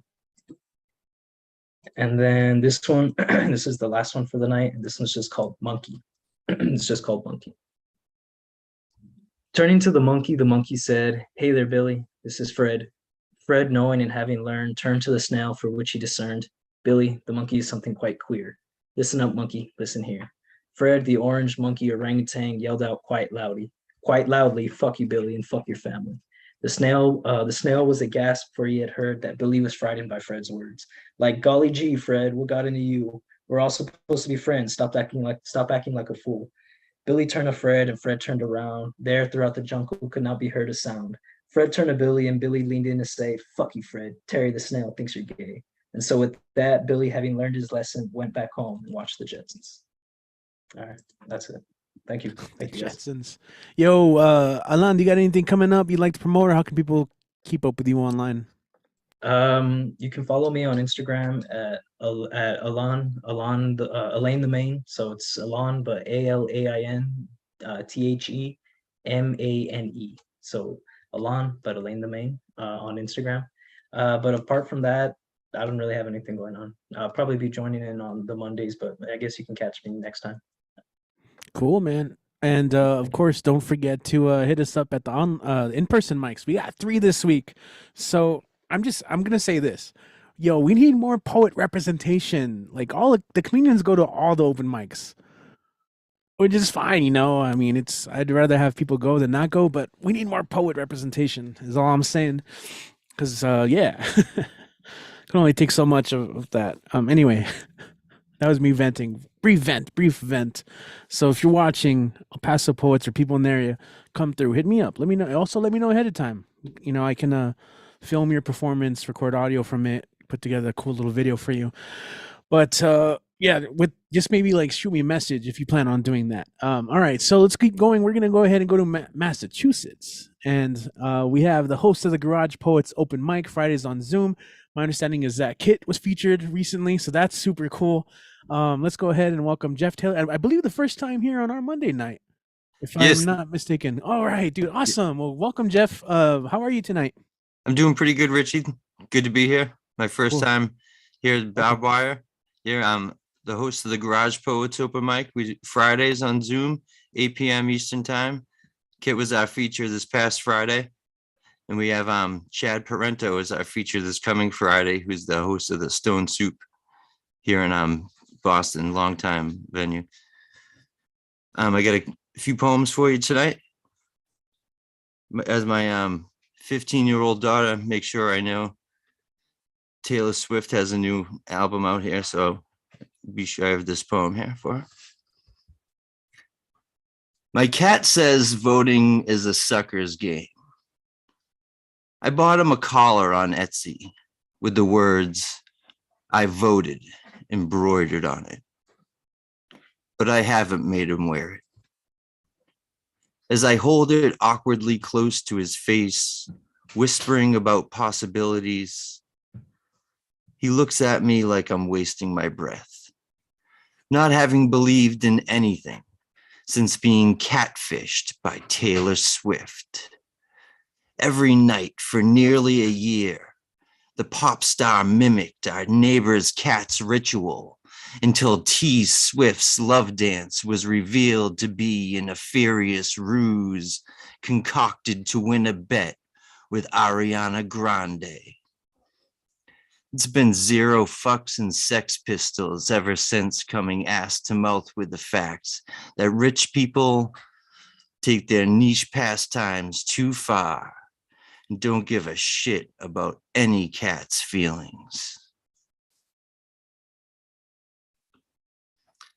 That was a Catfish. Got another one I'll do for you here. This is called Family Politics, and it's due out in American Graveyard anthology being put out by Red or Green Books. When my dad tells me my uncle is skipping the family reunion so we can travel to a Trump rally in Pennsylvania, I think about my mom uploading official records into an internet database to prove we descended from John Adams. And it feels like we have been avoiding our family obligations. Not like we should have gone to more summer barbecues, but we left work unfinished somewhere along the line. Now that our courts give more protection to praying on field after high school football games than they give to choice in women's health decisions, and Congress cares more about getting likes from QAnon conspiracy theorists than they care about protecting school children from mass shooters, the significance of July 4th coming and going while we watch the July 6th hearings pulls through my intestines like I'm crammed shoulder to shoulder in the back of a Ford Escape with John Adams and every other man I've been related to on a road trip to nowhere, poorly attempting to hold in a fart laced with the odor of personal responsibility. I'm reminded of when Trump told the Proud Boys to stand back and stand by, in the role the choices my ancestors played in getting us here in the first place.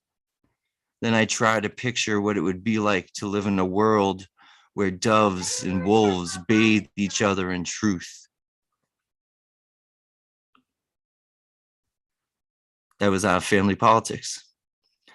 Yeah, thanks a lot, Richie. Thanks a lot on Barbed Wire. It's been good to be here. I'll try to come back again. Yeah, awesome. Thank you. And also, do you have any links? How does the process usually work for Fridays on your show? Yeah, so you can sign up right in the chat. If you go to look up the Garage Poets open mic on Facebook, and you can get the link there. You can also find us on YouTube, Twitter, Instagram. I try to post the link all around.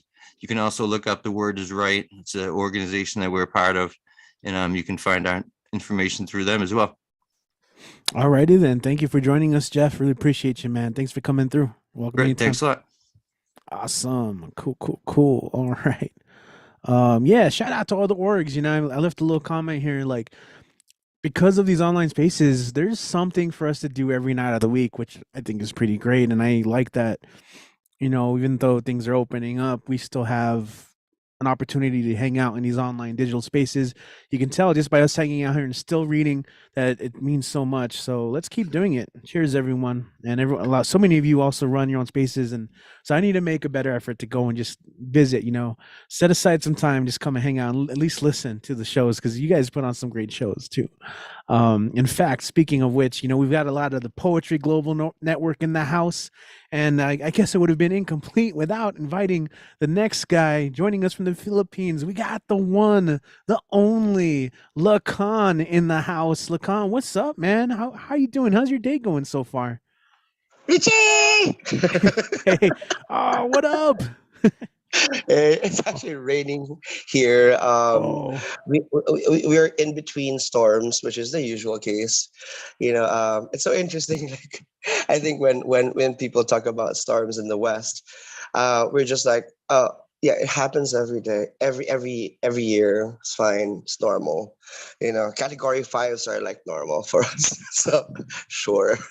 But yeah, I'm doing good. And Finn reminded me earlier of how I miss the space. I love this space. And thank you so much, Richie, for continuing on. And I think that as we open up to live events, I think that poets and musicians and other artists should never forget the home that gave us playgrounds in the time of pandemic, and we should never forget that. So anyway, I have 2 pieces for today. So the first one is part of a series I'm making. Like one day a few weeks ago, I just woke up and like, hey, you know what? I want to do like nursery rhymes. So this is one of them. It's the title of this poem is "The Rose a Boat Streams At." Row, row, row your boat gently down the stream of consciousness, that duty being a child who can only dream but can't live it, while a finger can finger the water, swerving you further, says the father who pushes your sail in a direction he can't go himself, or the mother who can utter, "There's no money in that corner," that makes you happy, really. She plans your route to a destination she can never arrive herself to. Parents say passion is but a dream. Life is to paddle in calculated paths, limited by their own molds, picking a course like an education of mercy, to track the track of loss they've gained, steering your oars of oars, to doubt your joys with opinions, making minions of peons, making motions, rocking their pride, never yours. So, you know what we do? We just row, row, row your boat gently down their stream. Merrily, merrily, merrily, merrily, our life is but their dream. So there, for the parents who loves to think that they own the life of their child. So anyway, next, I would like to. I would love to do to fish bine. Is that all right? Gosh. Yeah. Okay. Thank you. Okay. So this poem is sorry is I can't see that. Share. How do I do share screen? Should be a green button at the bottom of the little. I can't see grid. Oh, and your mobile, right? Yeah. But oh, that's weird. Okay, well, it's okay. I'll just read it.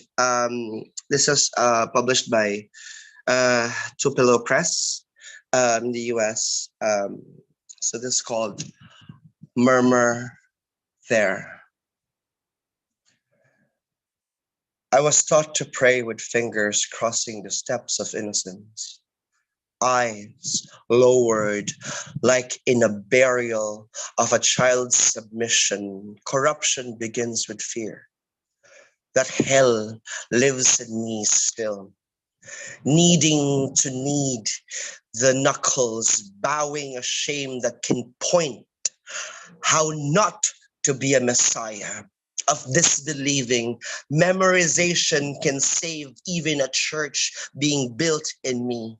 With every litany, it's the legacy of making a door out of my mouth to shut on the scripted faith in the mystery of our hailing. Glory be to the parenthood of repetitive guilt of being young.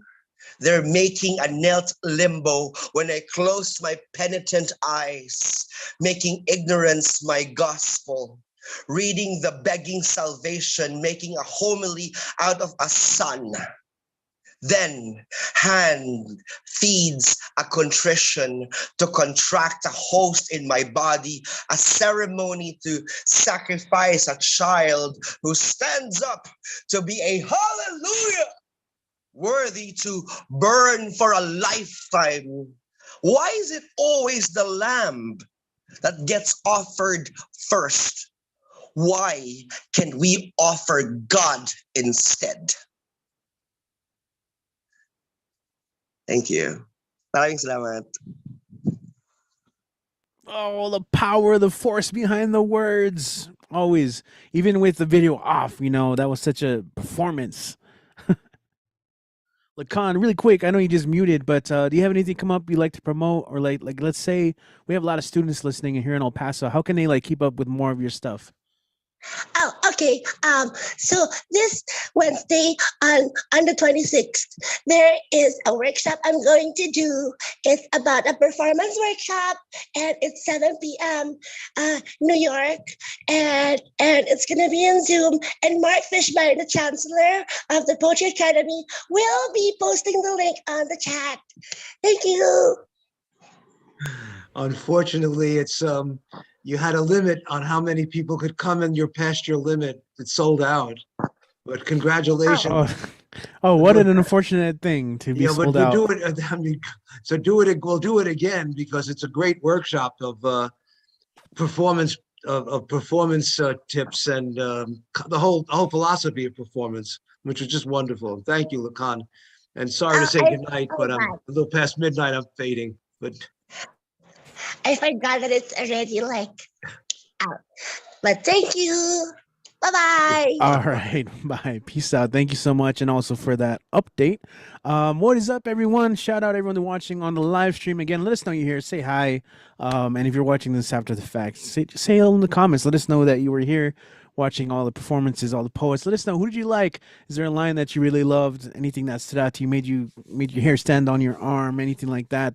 Let us know. Anyway, we're gonna go ahead and go to Los Angeles, and man, he's just been having a tremendous output of work all around. Let's go ahead, as always, with some poetry and music. Let's go ahead and bring up Deso Somok. What's going on, Tez? How are you doing tonight?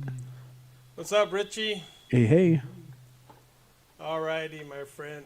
I have a poem, some announcements, and then if we have time, a song. So this is a shorty, not normative epistemologies. If you're looking for the subaltern to save you, kiss that puppy goodbye. The power knowledge games, PK games, are stacked against you. Ferried by the micro bureaucrats of power, they will assert their decentralized distributed power as a means to justify their existence. The gatekeeper par excellence that asserts against your resistance while accumulating power in their empire of signs.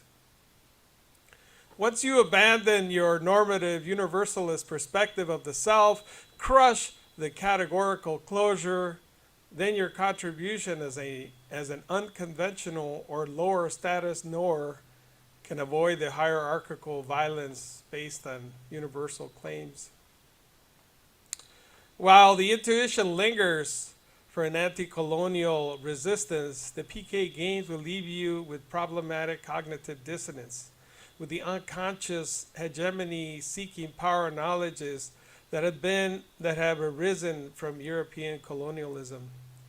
If your innate ADD or ODD of resistance kicks in, the cartography plat maps will stretch over like morning fog, showering you with formations of disciplinary power. Longing for the society of control, the generalized intellect society of signs and symbols, the abandon of symbolic misery.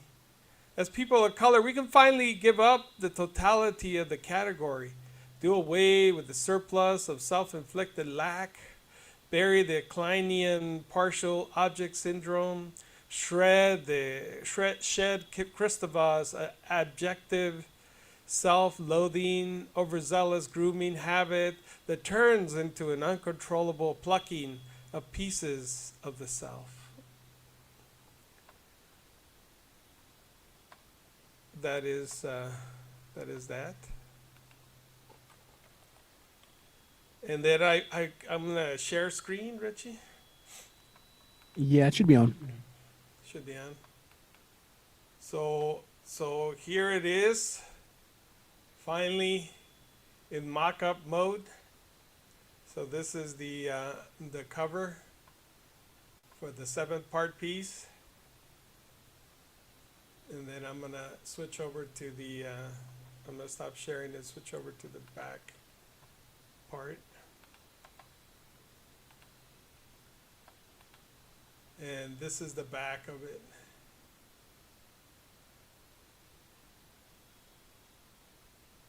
Oh, that's cool. I like this one as I am your Chihuahua, right? The picture I am. This is the real Chihuahua.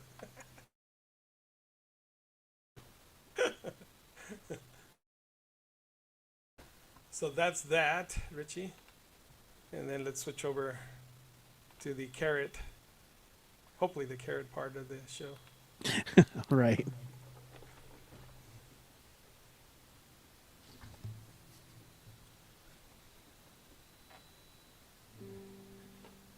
By the way, special thanks to Finn Bell for helping out with editorial.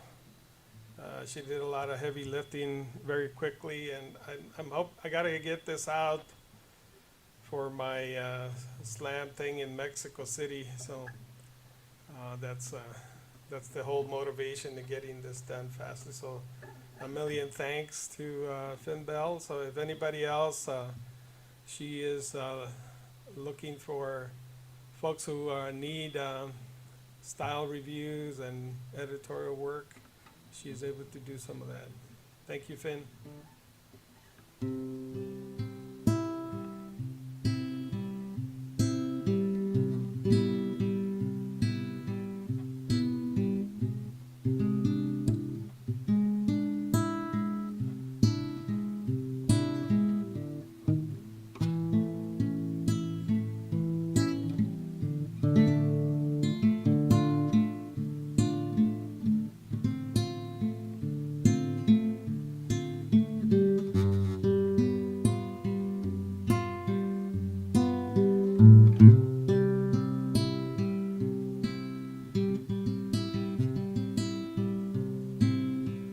And now the end is near, and so I face the final curtain. My friend, I'll say it clear. I'll state my case, of which I'm certain.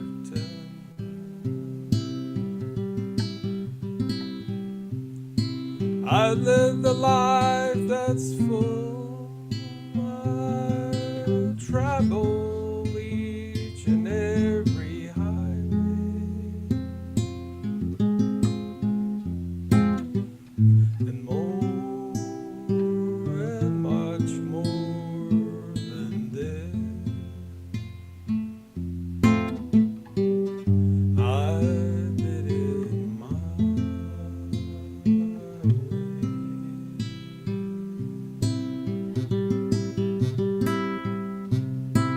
Regrets I've had a few,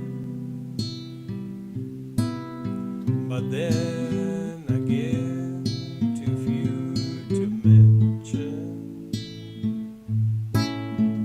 I did what I had to do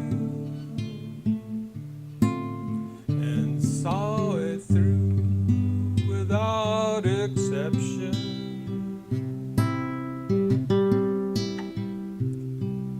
I planned each charted course, each careful step along the way,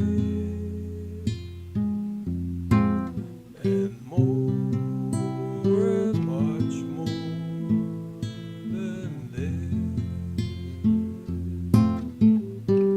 I did it my way.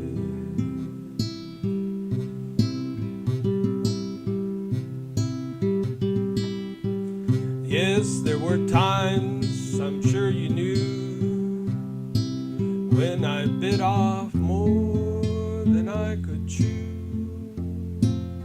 But through it all, when there was doubt, I ate it up and spit it out.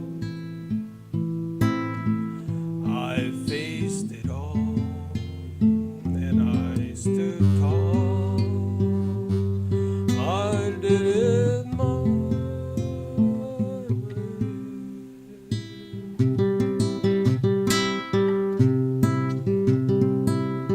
I've loved and laughed and cried.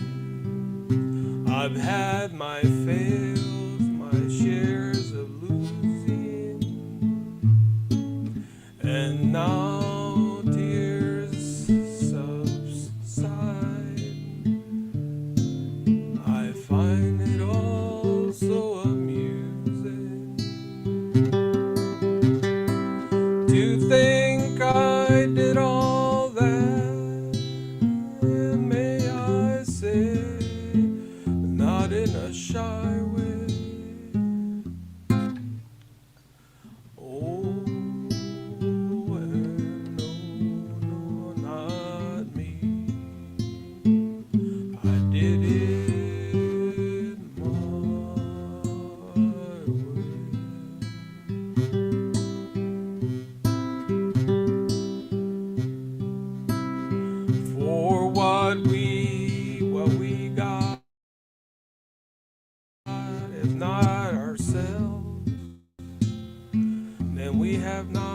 to say the things we truly feel, and odd words of those who kneel.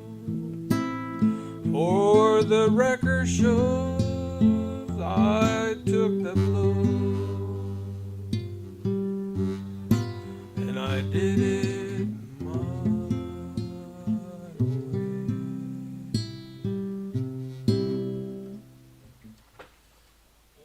Nice, man.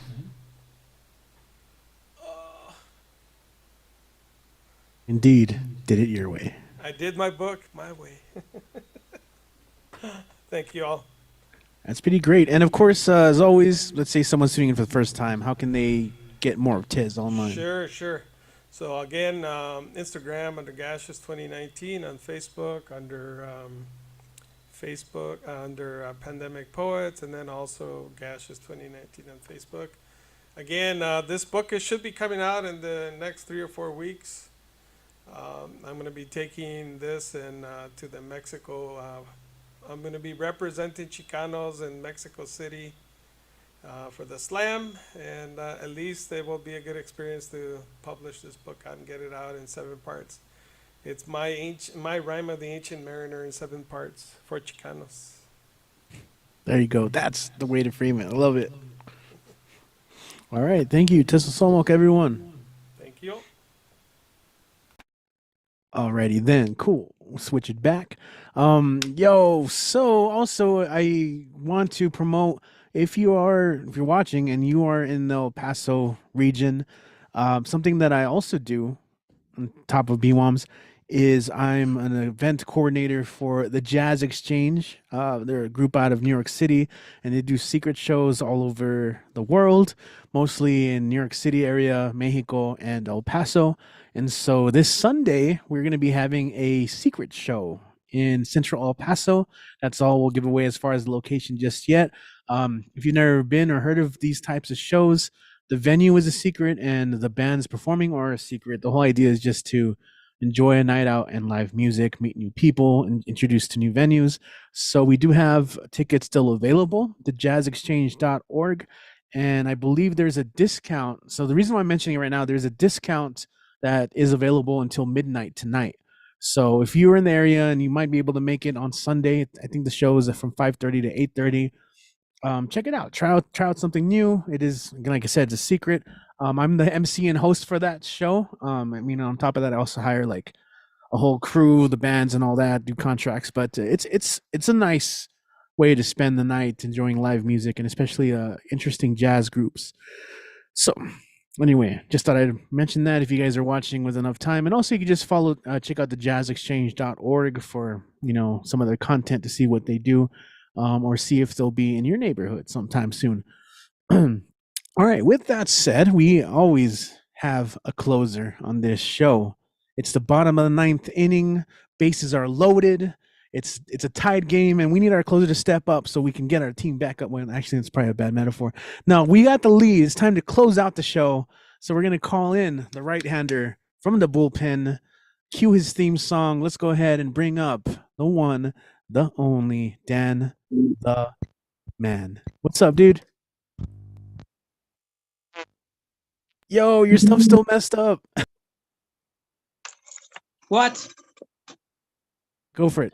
Do your thing. Can you still hear me? Yes.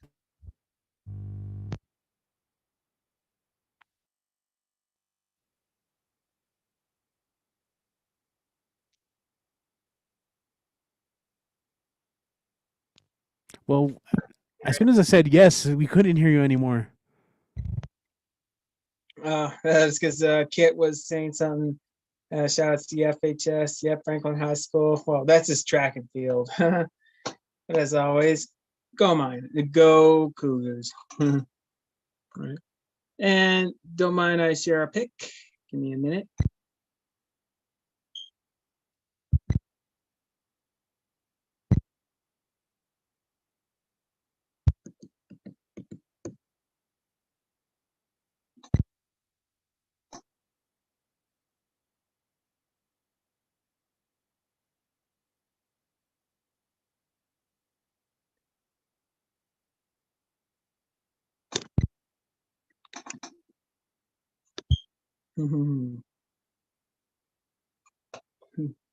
Cat bam. It's Candygram. This is no spam. Ain't like honey ham. Like a green eggs and ham, the Sam I am. If you know what I mean. Yeah. So, yeah.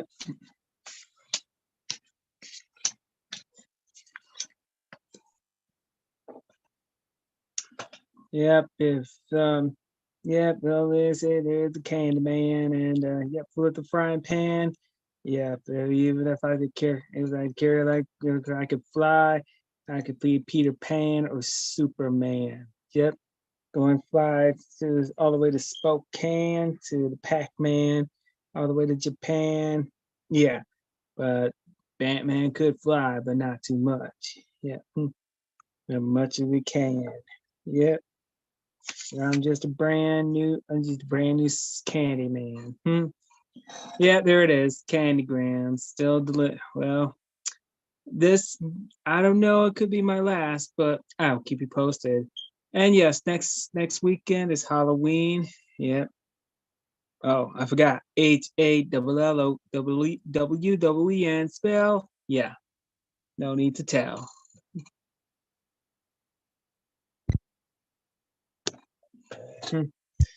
Well, I know next Monday's Halloween, so trick or treat, smell my feet, give me something good to eat. If you don't, I don't care. I don't know what you say about it. Is somewhere. Yeah. Okay. Well. Okay. I guess that will be it for right now. Maybe another time I'll do the the words of love, priopos, the romantic saints from Mexico. I'll do it another time. So, well, yep, we're 1 week away till Halloween. And I believe in less than a month, less than 2 weeks will be daylight savings time. But according to this, I think the daylight savings time might change. So, well, we'll have to wait and see.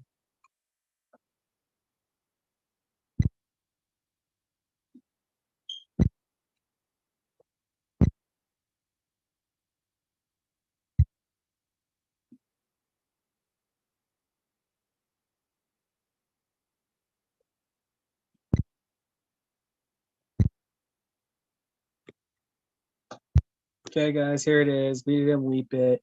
Find Dan Demands weekly on YouTube, and I'm catching up on Instagram. I'm still behind on Twitter and Facebook. So, oh well.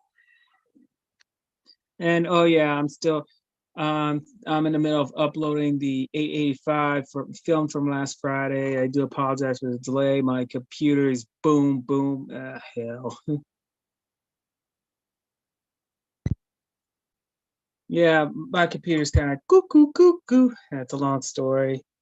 Okay, guys. If I don't see you guys at the Mona Bar tomorrow, I'll see you at the Old Cheek Dog Brew this coming Thursday. I don't know about Friday, but I'll keep you guys posted. Okay, guys. Thank you. I hope to see you next Monday for Halloween. Yeah. Okay. All right, Richie. Let's go ahead and call it a night. And hold on.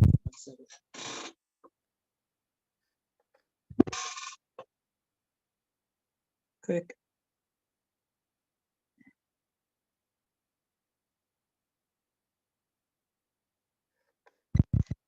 All right, cool. Thanks, Dan. Appreciate you. Yes. So once again, if you guys follow us at the Barbed War Open Mic Series, we're here every Monday. You're more than welcome. You guys are always welcome to join us on our Monday night show. They've been pretty chill. We have been staying as late as usual, but as always, we do kind of keep it open at the end for people who just want to hang out for a little bit. I don't know. You just talk, chat a little bit. You guys remember that phrase? Who grew up with that phrase? Like, if you love it so much, why don't you marry it? Remember that? Remember that one? I'm gonna end with a cover poem from my buddy Jose Olivares, from his book Citizen Illegal. I've read it from it a lot. It's just, and also it's just because it's here on my desk. But one of my favorites in his collection references that phrase. So why don't you marry it? I love the world, so I married it. Music. Even on the day my grandma died, there were mangoes, though I tasted nothing. But slowly I came back to the world in carne asada, better than I remembered. Smoke off the meat. I could not contain my happiness, even though it felt offensive to smile with my grandma buried and getting eaten by the flowers. And sometimes I look at my love and think I would like to stay, to put a welcome mat on our doorstep with our names hyphenated. When I was young, I believed in forever. Then my uncle died, and I knew forever included none of my family, included no friends, their stories rotting in my head until I lose them again. So I know I will divorce the world and let it keep my most treasured possessions, a 6-piece with lemon pepper and mild sauce on it, all the honey of a slow kiss, my Apple Music playlists, the way mi abuelita smiled and called me Lupito. I hated that name, except when she said it. Shout out, guys, to Love, all the poems, all the readings, all the creativity that everyone shared tonight. We'll be back next Monday for the online mic. Once again, my name is Richie Marrufo, project director and host. If you guys have any questions about the shows, just hit me up online, Deadwall Reveries. It's not here, but you can find me on Instagram, Deadwall Reveries. And we'll see you next time for the online open mic. Good night, guys. Check out our past shows. Go check out the past shows. Thanks to Kit, we have a whole archive with timestamps. Peace.